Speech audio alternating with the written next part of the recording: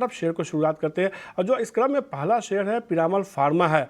हालांकि कुछ शेयर ऐसे भी हो सकते हैं, जब हमने उनका चुनाव किया था तो 100 रुपये के नीचे थे, थोड़ी तेजी आई है उन शेयरों में, तो आज हो सकता है थोड़ा 100 रुपये के आसपास जा रहा हो, आप उसको डिस्काउंट करके चलिएगा। जो पहला शेयर है गौरांग सर पीरामल फार्मा है। हम पीरामल एंटरप्राइजेज से अलग होने के बाद ये कंपनी बनी है और हमने देखा है कि इस साल शेयर में बहुत अच्छा रिटर्न देखने को नहीं मिला, जबकि तमाम मिड कैप स्मॉल कैप शेयरों में अच्छी रिकवरी देखने को मिली है। कई सारी पॉजिटिव खबरें आई हैं, उसके बाद शेयर में थोड़ा मोमेंटम बनता हुआ दिखा है। क्या लगता है यहाँ से पीरामल फार्मा आपको पसंद आता है, यहाँ से खरीदारी करने की सलाह देंगे क्या आप? मनीष, आपने गौरांग सर बोला गौरांग तो सर, दोनों का दिल अविनाश सर से। हाँ, ठीक है मनीष। देखिए, अगर पिरामल फार्मा की बात करें तो देखो, जैसे आपने कहा कि ये बेसिकली एक डीमर्ज्ड एंटिटी है।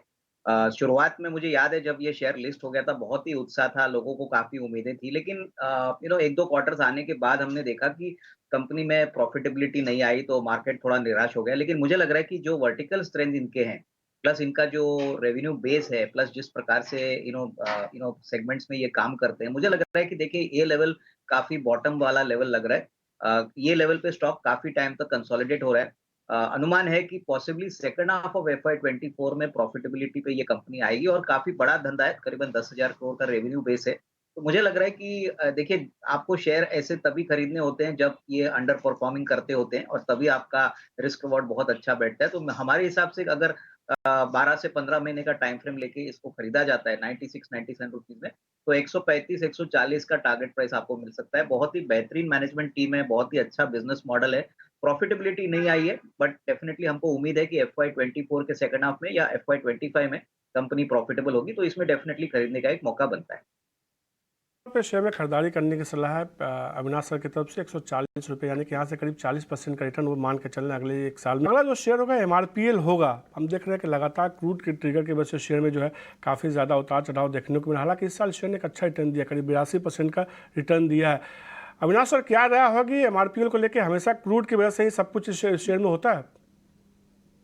नहीं, बिल्कुल। देखिए मनीष, एमआरपीएल में तेजी ऑलरेडी हो चुकी है, लेकिन मैं समझता हूँ कि तीसरा सेकंड क्वार्टर जो आएगा, इसमें जो राइजिंग क्रूड प्राइसेस का असर है वो शायद आपको देखने को ना मिले, क्योंकि रीजनेबल इन्वेंट्री कंपनी के पास है। बट जो तीसरा क्वार्टर रहेगा वो काफी इम्पोर्टेंट रहेगा, क्योंकि देखिए अभी ईरान इजराइल का जो वॉर चल रहा है, अगर ये दिसंबर के बियॉन्ड चलता है तो क्रूड के प्राइसेस बढ़ने की चांसेस है और तभी शायद ग्रॉस रिफाइनिंग मार्जिन थोड़े से दबाव में आ सकते हैं। क्योंकि जैसे आपने कहा कि ऑयल मार्केटिंग कंपनीज के लिए सबसे बड़ा जो वेरिएबल होता है वो क्रूड का प्राइस होता है और क्रूड ज्यादातर इंपोर्ट होता है। मेरे ख्याल से देखिए, हमारी राय यहाँ पे होल्ड की रहेगी। 120 125 का एक नियर टर्म का टारगेट बन सकता है, क्योंकि शॉर्ट टर्म में Q2 के नंबर्स अच्छे आएंगे, लेकिन उसके बाद होपफुली अगर वॉर जल्दी खत्म नहीं होती तो डेफिनेटली आपको एक फ्रेश रिव्यू लेना पड़ेगा। बट मेरे ख्याल से 125 का एक नियर टर्म का टारगेट बनता है, तो जिनके पास है वो होल्ड करे। 1 ईयर के लिए हमको लग रहा है 125 130 का एक कंफर्टेबल टारगेट मिल सकता है। पे यहाँ से मजबूती देखने को मिल सकती है। 125 रुपये के लक्ष्य के साथ खरीदारी करने की सलाह दे रहे अविनाश सर। दो बैंकिंग स्टॉक्स पर चर्चा करते हैं। IDFC first bank private bank है। हमने देखा एक शानदार रिटर्न देखने को मिला है इस कंपनी, इस बैंक के शेयर में। एसेट क्वालिटी में लगातार सुधार देखने को मिला है। एक अच्छा मजबूत कह सकते हैं कि लोन और डिपॉजिट ग्रोथ देखने को मिला है। और दूसरा है PNB। यहाँ भी कहीं ना कहीं एक अच्छी रिकवरी देखने को मिली है, एसेट क्लास में थोड़ी दिक्कतों के होने के बावजूद क्वालिटी में, और री रेटिंग की संभावना लगातार PNB को लेकर बनती हुई दिखी है। इन दोनों शेयरों पे, बैंकिंग शेयरों पे अविनाश सर क्या राय होगी आपकी? मनीष, दोनों शेयर पे हमारा पॉजिटिव व्यू है। देखिए, अगर पीएनबी की बात करें, पहले तो सरकारी बैंक में ये बैंक बहुत ही अंडर ओन्ड था। इनफैक्ट लोगों को ज्यादा उम्मीद नहीं थी, लेकिन पहला क्वार्टर का नंबर आने के बाद लग रहा है कि फाइनली जो क्रेडिट ग्रोथ है उसका असर पॉजिटिवली बैंक के ऊपर प्ले आउट हुआ है। हमको लग रहा है कि यही स्ट्रॉन्ग क्वार्टर वन का ग्रोथ आपको क्वार्टर टू में देखने को मिलेगा। देखिए, एसेट क्वालिटी भी ठीक ठाक हो गई है, कॉर्पोरेट कैपेक्स भी चल रहा है, रिटेल डिमांड भी अच्छी है। मेरे ख्याल से यहाँ पे 95 96 का टारगेट लेके यहाँ पे अगर किसी को खरीदना है, 75 का करंट प्राइस है, तो साल भर में मुझे लगता है कि 90 टू 95 रुपीज का एक मीडियम टर्म टारगेट बच सकता है। रही बात देखिए IDFC फर्स्ट बैंक की, तो देखिए ये एक ऐसी बैंक है जो बेसिकली पहले तो बहुत छोटी थी, लेकिन आज इनका कासा रेशियो 50% के ऊपर है। नेट इंटरेस्ट मार्जिन भी ऑलमोस्ट 2-3% है और प्लस एसेट क्वालिटी ठीक ठाक है। और इनका सबसे बड़ा बेनिफिट है कि SME और MSME सेक्टर को बहुत अच्छी तरह से ये फंड करते हैं। अभी हाल ही में इन्होंने एक QIP भी किया था, तो इसका भी बेनिफिट फंडिंग का इनको मिलेगा। मेरे ख्याल से देखिए स्टॉक कंसोलिडेट होगा, क्योंकि निचले लेवल से काफ़ी भाग चुका है, लेकिन अगर नज़रिया साल भर का है, तो 140 150 का टारगेट प्राइस पॉसिबल है। इसको बाय ऑन डिक्लाइन की स्ट्रैटेजी मैं कहूँगा। जब भी थोड़ा करेक्शन आता है तो खरीदने का मौका समझना चाहिए। तो IDFC फर्स्ट बैंक आपके पास है तो होल्ड करके चलिए, 140 से 150 का लक्ष्य देखने को मिल सकता है। गिरावट आती है तो खरीदारी करके चल सकते हैं। और PNB में करीब 96 रुपये का लक्ष्य मान के चल रहे हैं अगले 1 साल के लिए। अविनाश सर, सेक्टर को बदलते हैं, थोड़े पावर सेक्टर की बात करते हैं। इसमें एक कंपनी है पावर की, CESC पावर पे। जिस तरीके से हमने देखा कि पूरे पावर सेक्टर में एक जिस तरह से प्रॉब्लम आई और मांग की वजह से इन तमाम पावर शेयर हमने देखा कुछ हफ्तों तक लगातार बड़ी तेज़ी देखने को मिली थी। जिस प्राइस पे है उस पे क्या आपको अविनाश सर इसका वैल्यूएशन सही लगता है, और क्या आपको लगता है कि इस लेवल पे इसमें खरीदारी करनी चाहिए, अगले 1 साल में ठीक ठाक पैसा बनेगा? देखिए, पावर जनरेशन की बात करें तो ये एक फ्लेवर वाला सेक्टर है। सारी पावर जनरेटिंग वाली कंपनीज मनीष बहुत अच्छा रिटर्न दे चुका है। और अगर आप सीएससी को कंपेयर करें, अगर टाटा पावर से कंपेयर करें, टाटा टोरेंट पावर से करें, तो रिलेटिवली इनका जो परफॉर्मेंस है वो थोड़ा सा धीमा है।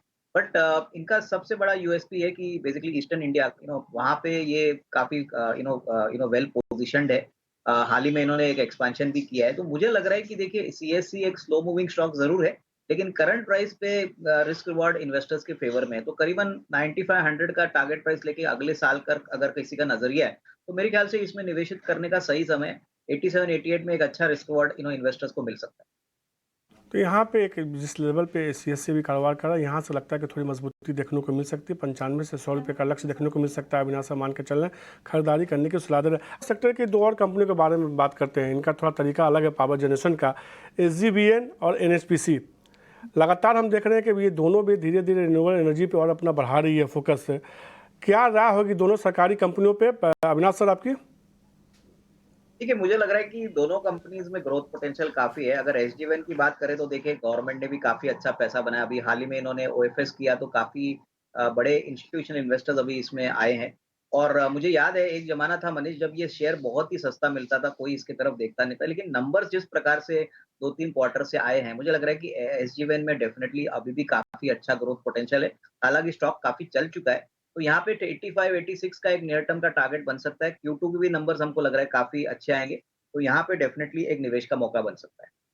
के तौर पर खरीदारी करने की सलाह 85 से 86 रुपये तक का लक्ष्य देखने को मिल सकता है। इस साल शेयर ने अब तक 100% से ज़्यादा का रिटर्न दिया। विवेक, आपकी राय SGBN पे? देखिए मनीष, मुझे लग रहा है कि शॉर्ट टर्म में काफी स्टॉक चल चुका है और वैल्यूएशन वाइज थोड़ा सा कॉस्टली लग रहा है, लेकिन हाँ, लॉन्गर टर्म इसका प्रोस्पेक्ट बहुत बढ़िया है। लॉन्ग टर्म में आपको वापस आराम से 100 रुपए के ऊपर दिखाएगा, लेकिन फिलहाल मैं क्या करना चाहूंगा कि थोड़ा बहुत प्रॉफिट, एटलीस्ट 50% प्रॉफिट बुक करूंगा यहाँ पे, और अगर डिप्स मिले तो मैं इसमें री एंटर करना चाहूंगा। ओएफएस आएगा, लिक्विडिटी बढ़ेगी, काफी चीजें होने वाली है स्टॉक में, लेकिन मैं एक आध क्वार्टर वेट करना चाहूंगा। रिजल्ट्स देख के थोड़ा सा करेक्शन आ जाए तो श्योरली वापस री एंटर करेंगे। तो विवेक ये मानते हैं कि एक अच्छी रैली देखने को मिली, 50% आप प्रॉफिट बुक के लिए आपके पास है, तो फिर शेयर नीचे आता है तो फिर खरीदारी करके चल सकते हैं। तो ये फिर मान के चलने के 100 रुपये तक का लक्ष्य भी देखने